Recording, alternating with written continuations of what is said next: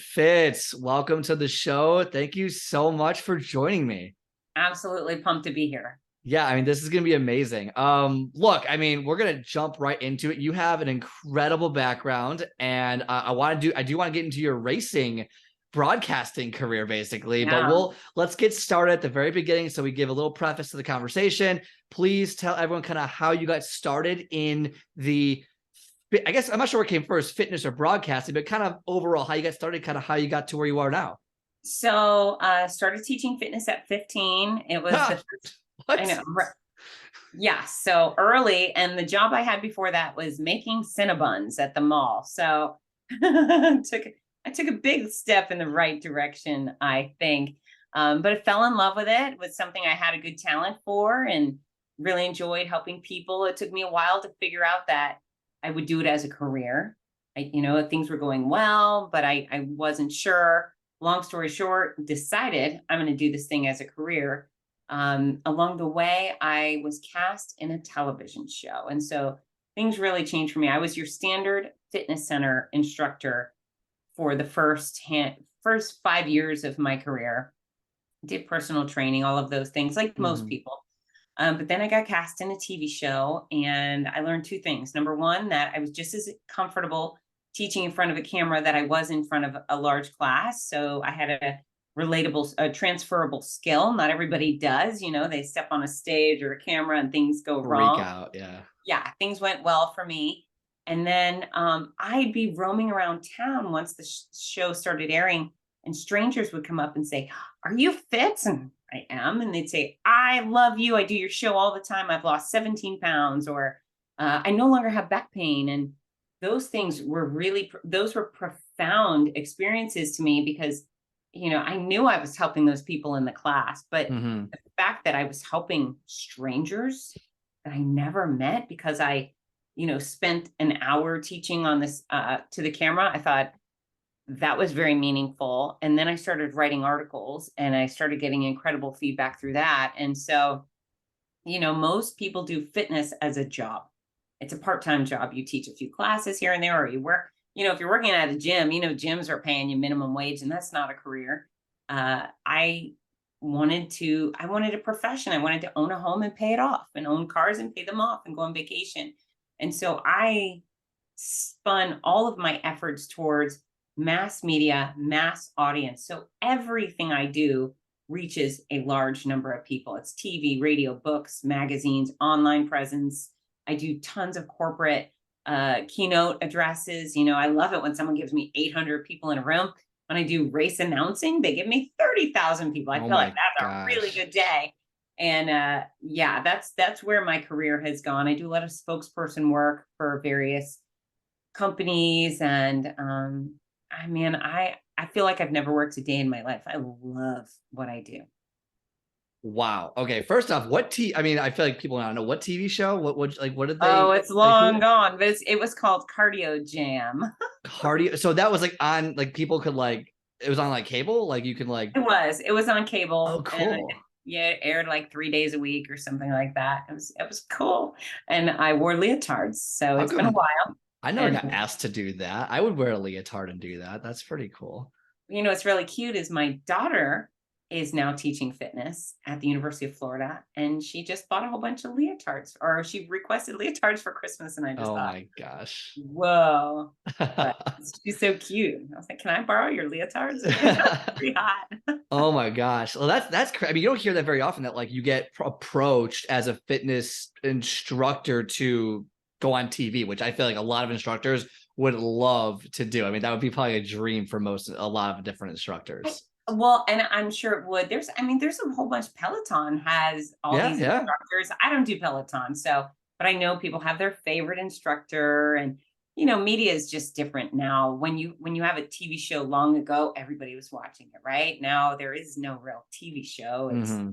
streaming, and I don't know. But it was a great time for me, and I got addicted to helping strangers. Oh, I love that. So, how did you get into broadcasting then, and also in the race field? I guess. I mean, I understand like the idea of talking to a bunch of people, but like in the racing field, like how do you get into that? So, as a broadcaster, I do other fitness television type things. with race announcing, I'm live on scene. So as people arrive, so Los Angeles Marathon, for example, we have almost 30,000 athletes. When they arrive to Dodger Stadium on race morning, I'm there on a stage, welcoming everybody. I play loud music, I play fun music, I get them engaged, informed, and then entertained. I make sure everybody knows what to do, where to go, where to put their stuff, who the sponsors are. I lead the anthem and the special guests and so forth. And then at some point, I whip everyone into a frenzy and I yell, go, and then they go. And then I move over to the finish line.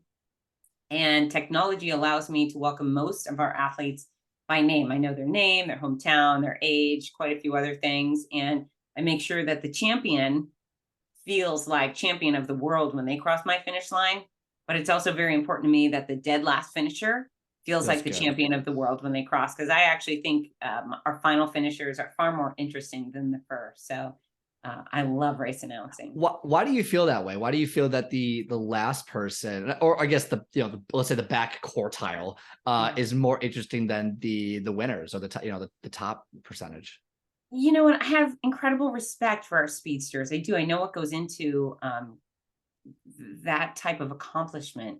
But some of them come through the finish line looking at their watch. They don't put their hands up. They don't care. They just keep going. They collect their check or their prize and off they go. And good for them. Good for them. That's, they can do whatever they want to do. But once you hit the middle of the pack, man, those people are so freaking pumped to get to the finish line. They're crying. They're like, it's the greatest day of their life. And when you go further to the back, those are the people where maybe you're surprised that they showed up at the start line. Right? When someone shows up at the start line and you think, well, how did that guy get here? Like, oh gosh, like how did that happen?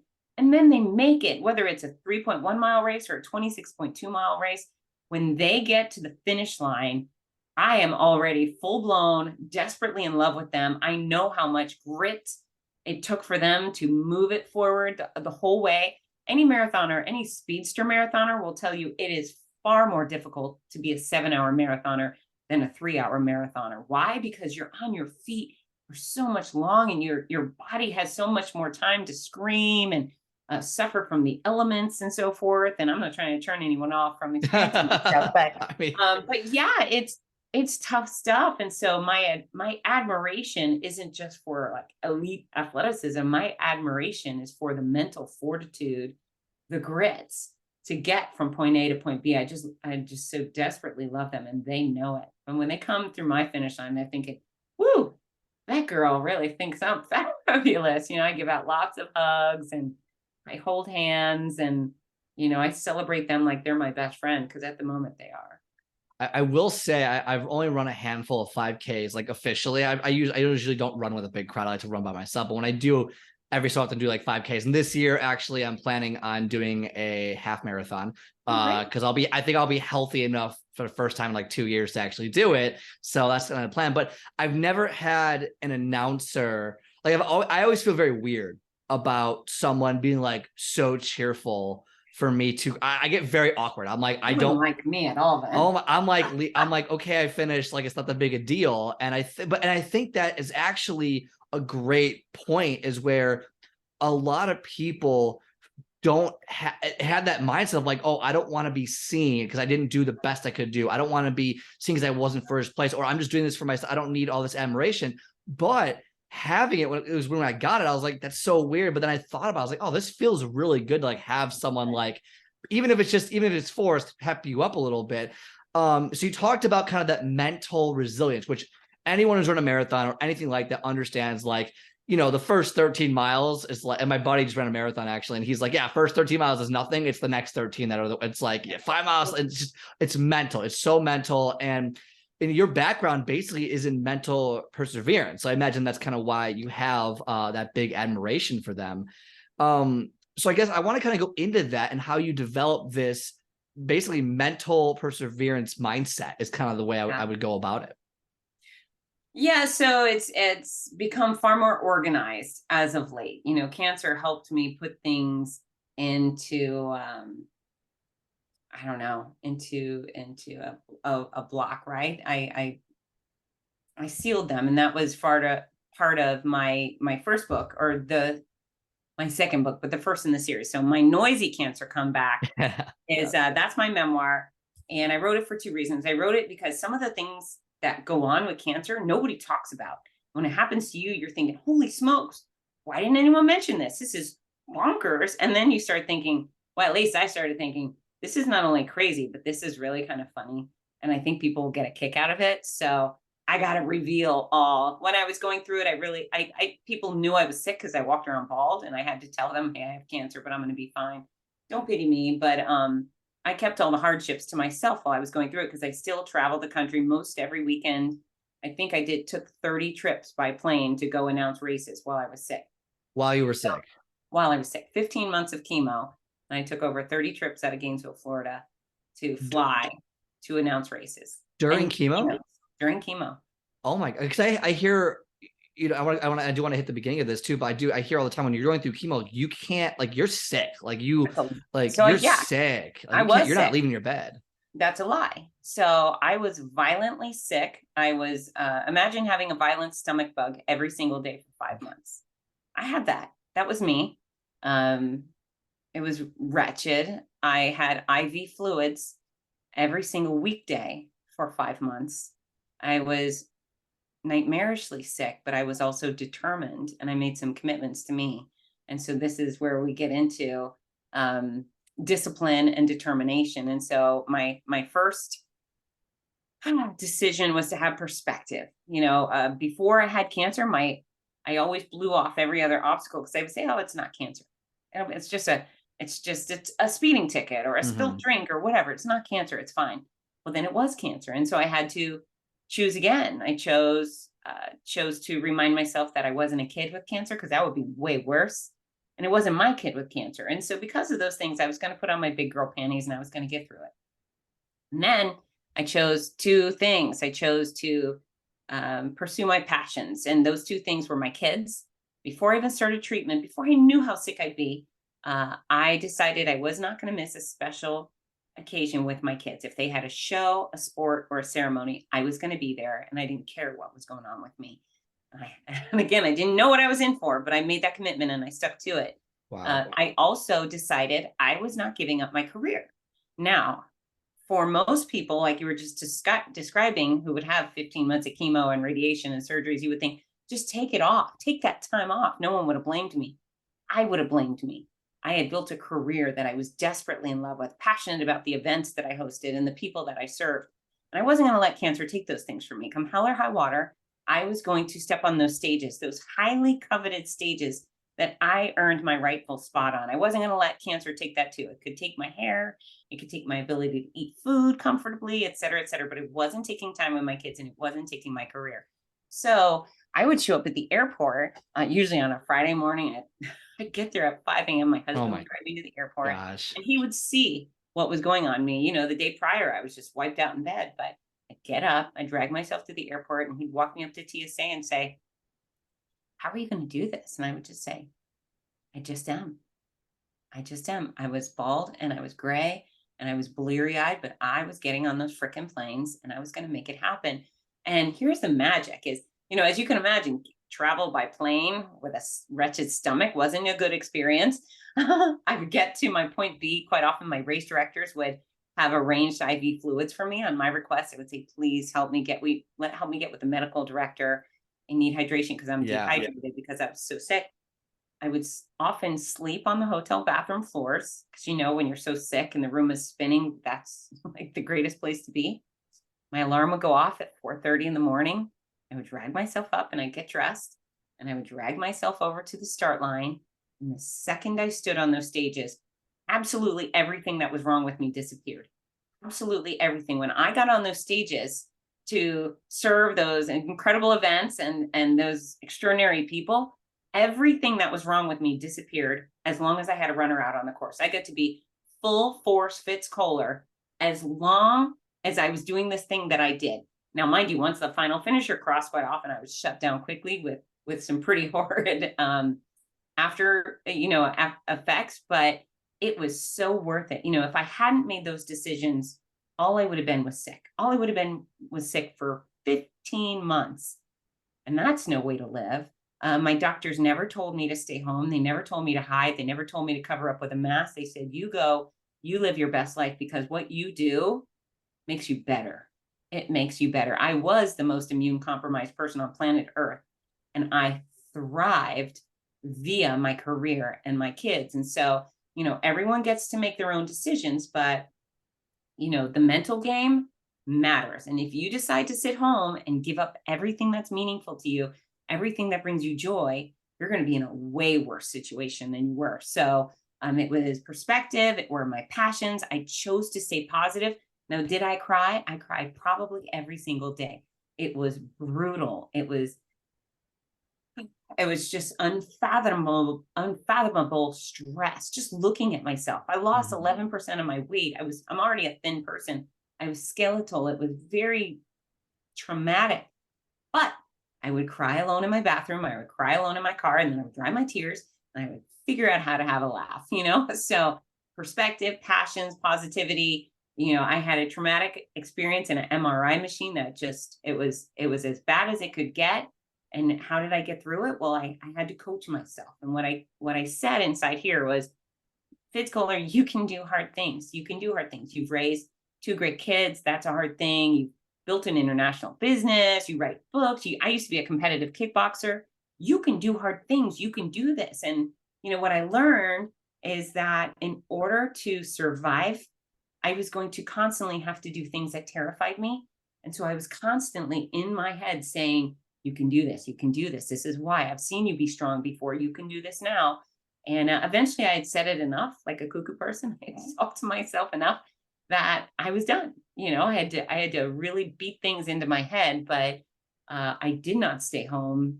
And did it make my life harder at some points? Sure. Did it make my life better overall? Absolutely. Wow. Love that. And I really appreciate you telling the stories. Before I go on, I'm assuming chemo worked, remission. It is. I'm cancer free. I'm cancer free. I love that. That's amazing. Yeah. And that's, I really appreciate the story. Thank you so much. So you talked about perspective, and I think this is like the pinnacle of perspective creates your reality. And like when you first said well, like most of us, myself included, raise my hand, is like you wake up and it's like you hit a couple traffic lights, your boss annoys you, someone does something really stupid, that something's not, and you get angry, you get annoyed, it's just all these things. Or I didn't lose enough weight this week and I feel really discouraged. Like we're always very down on ourselves, and it just creates this negative environment. And I think that when you go into a situation where, well, it could be worse. And like you said, it's not, I'm not a kid, which is 100% worse. Like you said, it's not my kids, right, which is 100% worse. Like you're able to put that into perspective of there's always a silver lining. Even a cancer diagnosis, there's a silver lining.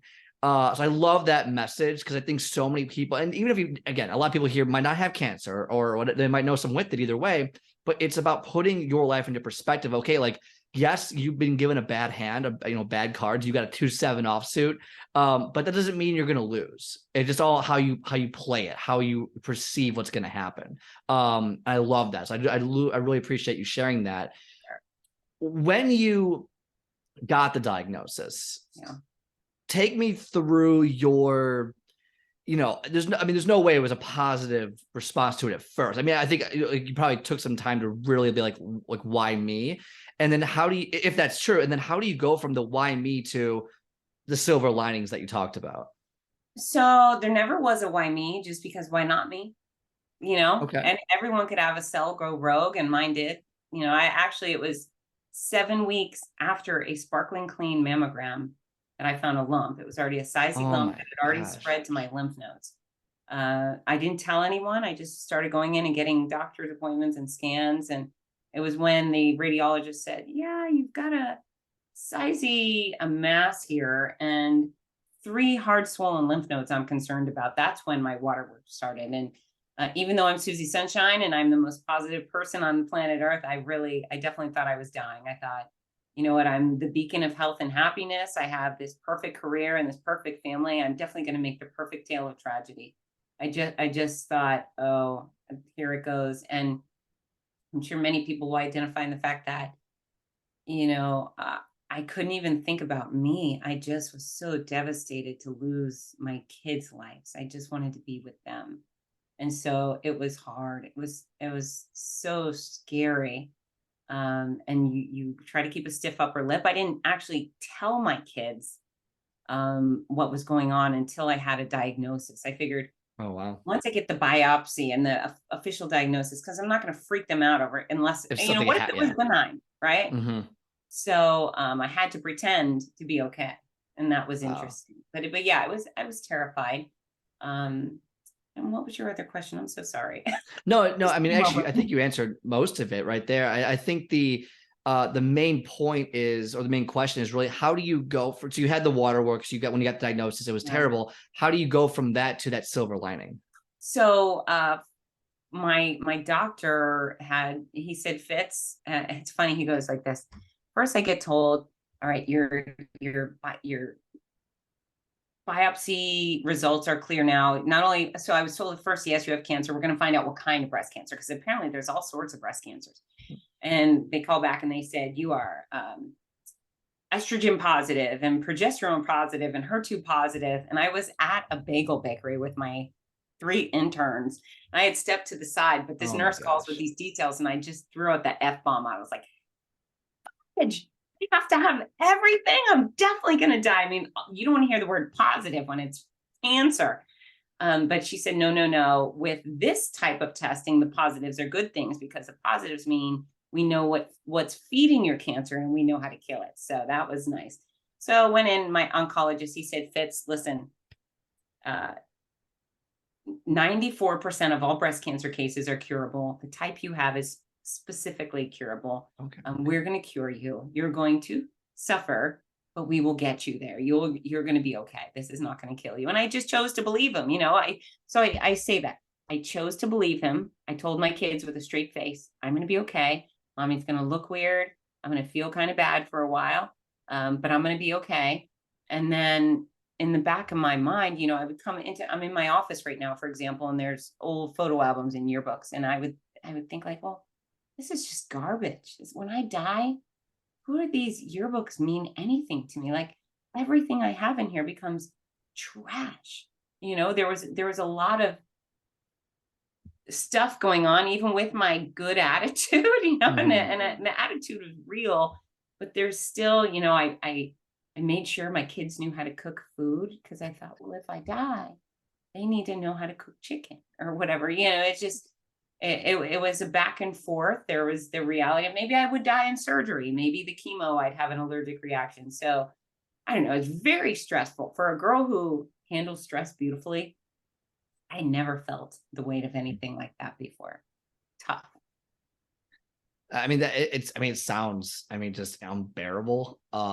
Just like from the outside looking in, because it was, most of us don't deal with that. You know, most of us just kind of go through and we deal with minor stressors that just create a ridiculous amount of anxiety for almost, like you said, like when you're gone, a lot of those things don't really, even if it's not material, a lot of the things that you thought mattered actually don't matter, because when you're gone, you're gone.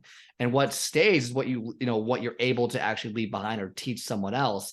So I think you said that beautifully, and that was amazing. So how do you take control of your health during and after cancer? Like, what is it that you do? So that is the purpose of my next 2 books. So Okay.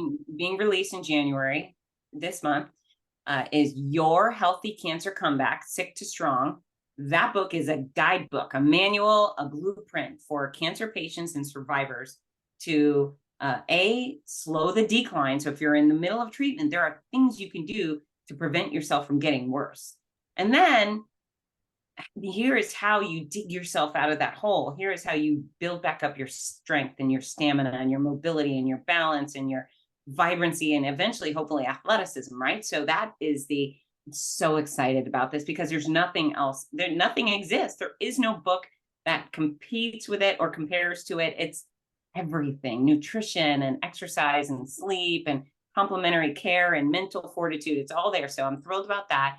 And then the next book is the companion. It's the Healthy Cancer Comeback Journal. So that's filled with prompts for people to put all their details. And then They're funny stuff. What celebrity do you look like bald? And what have you nicknamed your Oh my tumor in court? gosh. So, they're companions, but how do you do it? Well, you have to put in little bits of effort in all sorts of categories when you can. So you start by being respectful of your disease and your health and your treatment, and you show some compassion for yourself. But if you can do something, you should do it. If you can go for a run, because some cancer patients I have friends who are cancer patients that ran Boston and Chicago marathons during chemo. So a lot of people can do that. I wasn't able to do that. What? Yeah, I'm Oh not my kidding God. you. I can't run it now. Like, Well, you could if you felt, all right, if you I were gotta committed, train. I gotta train for it. you could. But the deal is you put the effort forth that you can without doing harm. And so there's an exercise section, chapter 7, everything exercise. There's regular exercises you can do standing up with bands and dumbbells and just your body weight. And then if you can't stand up, maybe you've had surgery, maybe your balance is poor. Here's exercises you can do sitting down in a I chair. I love that. And and then if you can't do them in a chair, here's strength training and stretches you can do in bed. And there's all like dozens of photos with descriptions on how to achieve that. And then if you're in the shower, because I was sick, because I was so violently sick, exploding, I took 3 showers a day at least. And so I would get in the shower and I would do all sorts of stretches in the shower. So there's a photo layout for that. And then, the other great place to be active, to just squeeze it in, is it's interesting. Once you get diagnosed, instantly your life is spent in exam rooms. You spend so much time sitting in doctor's offices Mhm. waiting for your doctor.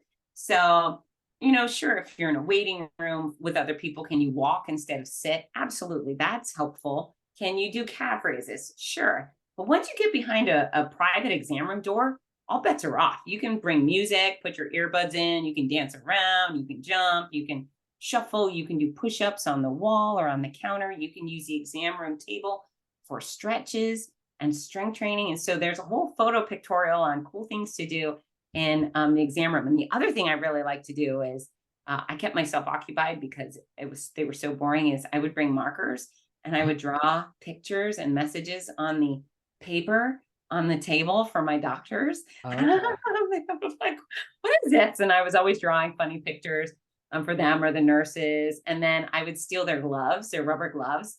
And I would I called them glove monsters. And so sometimes it would be a happy face or an unhappy face. And if the doctor gave me bad news, I'd give him the unhappy face. So anyways, there's things we can do to make ourselves better, to maintain fitness and to earn it back.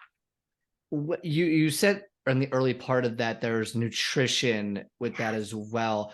Is there and maybe you don't know this, but like I'm putting you on the spot, but is there a certain food that you think is generally, and I hate to use the word superfood because we obviously know not everything, but like, are there certain foods when someone is, who has cancer, if they eat them, they'll potentially feel, I know it's very nuanced because there's multiple different types of cancers, multiple different, but any, in your experience, is there any sort of food that people like might want to look at eating? Yeah, so the book, the Your Healthy Cancer Comeback, is filled with cited studies that prove certain foods are good for you, and then certain foods are harmful for you. Now, there is not a food that says, if you eat garlic, it's going to kill your cancer. If you eat sugar, it's going to make all the cancer grow. But there are foods and exercises, things you can do to make your body a more hostile environment for disease. What would be one of those foods that, like, is there Um, one food off the top of your head that's like, that would make your body like it's Twinkie or something like Well, harmful processed meats, processed foods, saturated fats, hydrogenated oils, alcohol. Those are like easy? simple Yeah. things that are horrible for anybody. Specifically, if you have a sick body, do you want to add to that sickness by giving it foods that do harm, foods that build up cholesterol and clog your arteries? Or do you want to choose produce items that build up a stronger immune system? I mean, I want my body to be able to fight back. And so, sure, I already had cancer. I don't think I could have killed my cancer with nutrition. Let's be clear. I needed the chemotherapy. I needed the surgery. I needed the radiation. But could I make my body a Stronger. more hostile environment? Yes. Could I make it a stronger? environment. And it's not just about killing the cancer. And I think there are foods that will help you actually kill cancer cells. It's also about being resilient to your treatments. So it's interesting. My chemo, I had 15 months of chemo, which was a very long time to have chemo. And I had it every 3 weeks for 21 rounds. So the first 6, we called them the mean chemo. And they were devastating to me. And every time I went back, everything just got worse and worse. And it was my eyes and my fingernails and my everything was bad. And then the next 10 months we nicknamed Godzilla. So they weren't they weren't super cool, but I got my taste buds back. And and my hair started growing back during the last 10. But when I went in for my 6th round of the mean chemo, I was a bit of a nervous Nelly type thing. And my doctor was like, "Are you okay?" And I just said, the stress is wearing on me. And, when you go into chemo number 1, you're fearing the unknown. That was pretty bad. When you go into chemo number 6, you're fearing the known.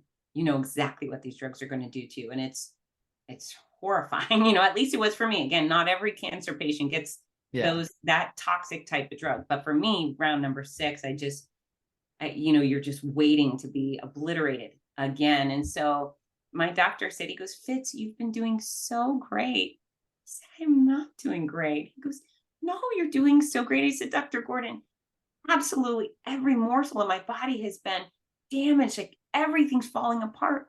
Why are you saying that?" He said, "Fitz, if you were not so strong and healthy, so fit coming into this, you would have been hospitalized for a month already. There is no way you would have traveled all around the country doing all of the incredible things you've done if you weren't so healthy and fit. I gave you the most toxic combination of drugs I give anybody, and you had more adventure and travel than most healthy people do in an entire year.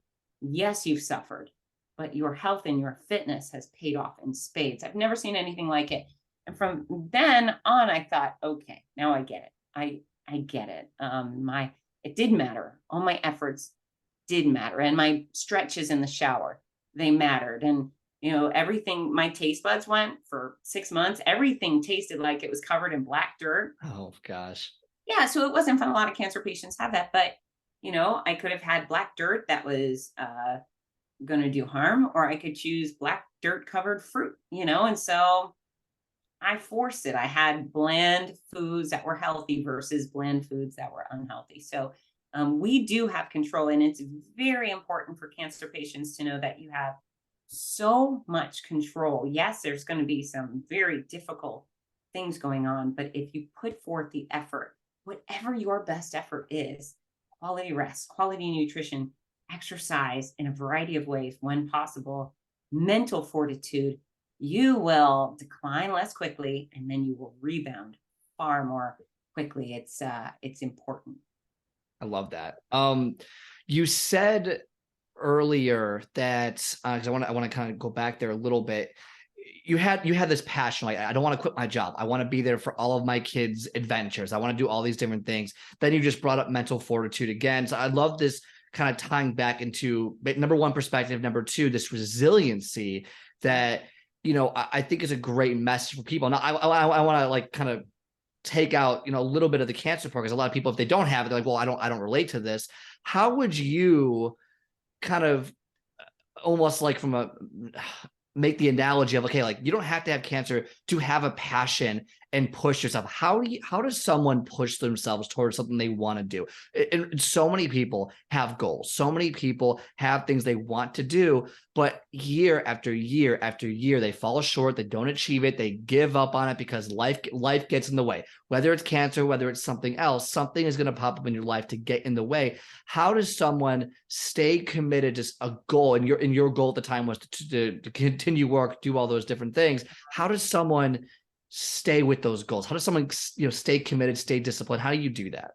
Okay, so we're going to unpack a bunch of stuff here, but I think the most important thing is that you've chosen to do what you love, something you're passionate about. So I talk about a lot of this with my keynotes, and I speak at universities to graduating seniors. And I talked about I call it Create a Career 101. It's how to work doing what you want, when you want, where you want, with whom you want, for the amount you want. That's the dream career. And that's what I do.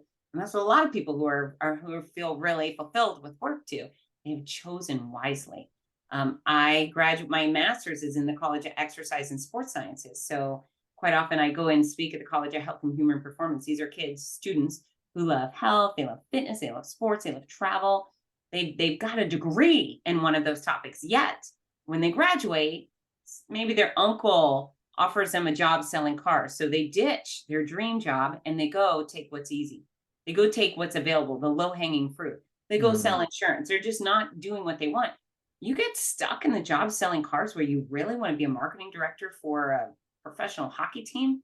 You're going to be real freaking sad the rest of your life. That's 40 hours a week at least doing something you're not enthused about. Are you going to be committed to doing that if you get sick? Hell no. So start by figuring out what you love. You make the top 10 list, the top 10 things I love to do, the things I'm passionate about, top 10 things I can't stand doing. And we're just talking about leisure, what we love to do. If, for me on my top 10 list was of my love list, number 1 was sports and fitness. Number 2 was music. Number 3 was helping people. Back when I was in college, that's a list I made. The top 2 things on my hate list, and I was considering going to law school. Number 1 was sit down. I hated sitting. And number 2 was reading. And what do attorneys do all day? Sit down and right? read. And then I looked at my love list and I thought, okay, I'm already doing this thing I love. I need to turn this into a career. And I did. And so wherever you are, whether you're 20 or 40 or 60, do what you love, figure out what you love. And then when you are doing the thing that you love, you will find a way instead of finding excuses not to. I mean, it's funny. Someone asked me recently, well, how did you stay motivated? And I just thought, what do you mean? Try and pull me away. Try and yank me out of you couldn't get me off of those stages. Again, bald and exploding. I was there. I was like, this is what I'm going to be doing. I'm going to figure it out. Do you do the thing you love that you would do sick with cancer, or that you would do with MS, or you would do paralyzed? You would figure out how to do. That's how you avoid quitting, is you do the things you love. And that's in your professional world. That's in your personal life. If you have chosen wisely your spouse, you will stay committed to that person no matter what. Your friendship circle, you will stay committed to them if you hang out with people you do not deem losers, people that don't drag you down. And then the other thing is just keep your life filled with your passions in general. And, we talk about that with cancer, but that's in real life. If you love animals, they make you happy, they fill up your soul, have some animals, or, volunteer at a shelter or at a farm.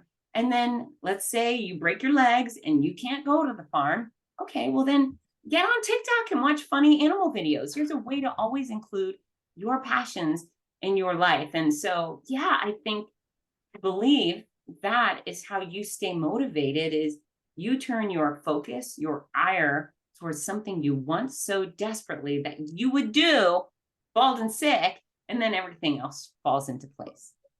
So just to summarize that, so basically when you do something you love, you don't necessarily need to motivate yourself, because you're going to want to keep doing it and find a way to keep doing it. Absolutely. Love that. What about, and this is a tough question here, because I think a lot of people listening are right now like, okay, that sounds great in theory, but let's say, you got the single parent working 60 hours a week with multiple sports, and the job it's a good paying job, pays the bills, it gets the insurance, it gets the benefits. They don't love it, but it's tolerable.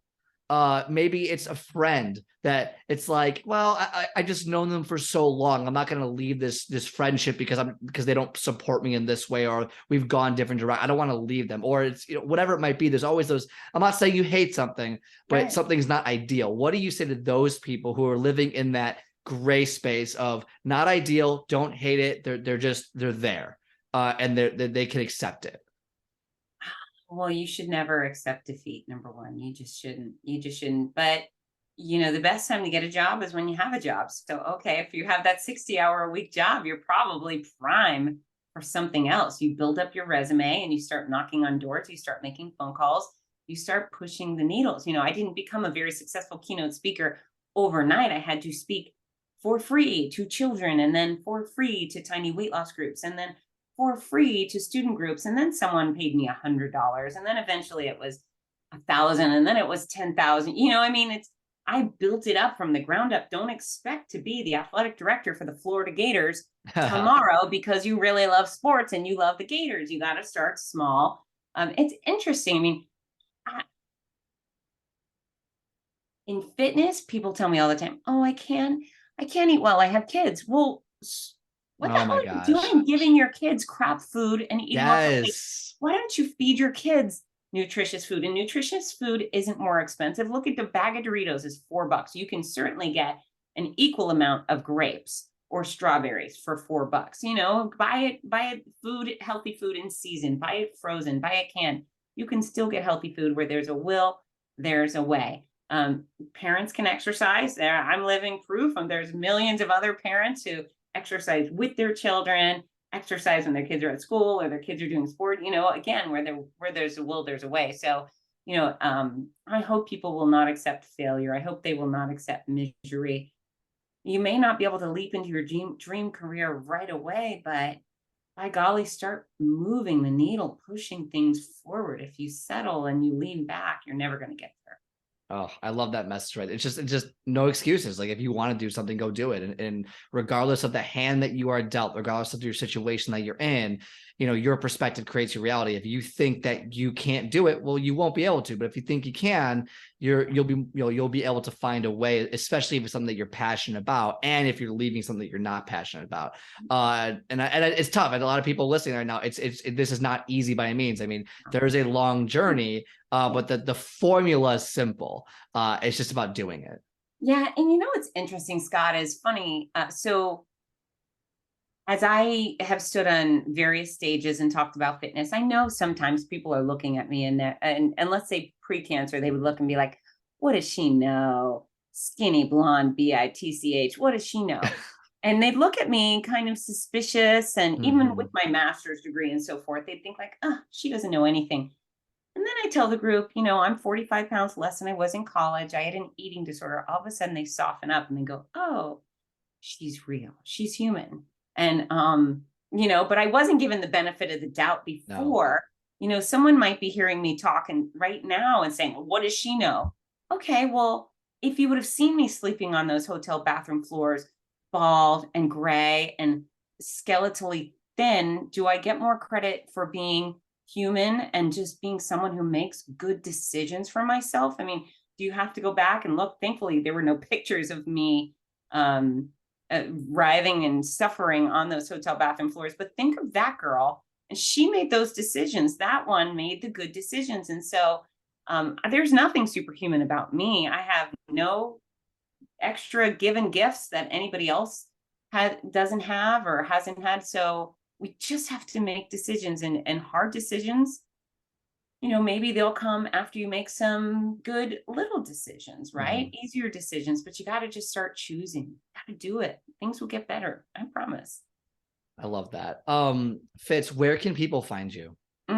Wow. Thank you for asking. So, my home base for everything is fitzness.com. That's FIT, Z is in zebra, NESS. So the word fitness with my Z in the middle, fitzness.com. There's tons of free resources on my website, articles, workout videos, recipes, you name it. The exact formula for weight loss is there. It's just teaching you how to eat the right amount of the right food for the size you want to be. No money exchanged. All three of my books are on sale there. My Noisy Cancer Comeback, Your Healthy Cancer Comeback, and the Healthy Cancer Comeback Journal. I've got DVDs, online courses, all sorts of opportunities to kick you in the can and help you do better and be better at fitzness.com. And then on social channels, I'm Fitzness on Instagram and YouTube and Facebook. And I'm on LinkedIn. I love connecting on LinkedIn. And folks, really what I like is if you follow me, I promise to provide you with some quality content to help you do better and be better. But really what I prefer is you follow and then tell me you heard me on Scott Friedman's podcast, because I'd much rather be friends than just have followers. I love that. And all that information, including, you know, mentioning me, will be in the show notes. So take a look at that, click on the links, get the books too. I mean, those are inspirational books. If you know someone or maybe going through it yourself, those are going to be amazing books. Any final thoughts? You know what? Nobody gets out unscathed, right? We're all going to have to deal with something. But health matters. And if you prepare your body to do battle today, when illness or injury strikes, you will be far better prepared. You will likely get far less sick or injured, and you will certainly be able to rebound and recover more quickly. So take care of you. You'll matter. Yeah, I love that. Even if nothing is wrong now, like take care of your body, because if something does go, you'll be so much stronger to handle it later. I love that. Thank you so much for your time, Fitz. This has been inspirational and amazing.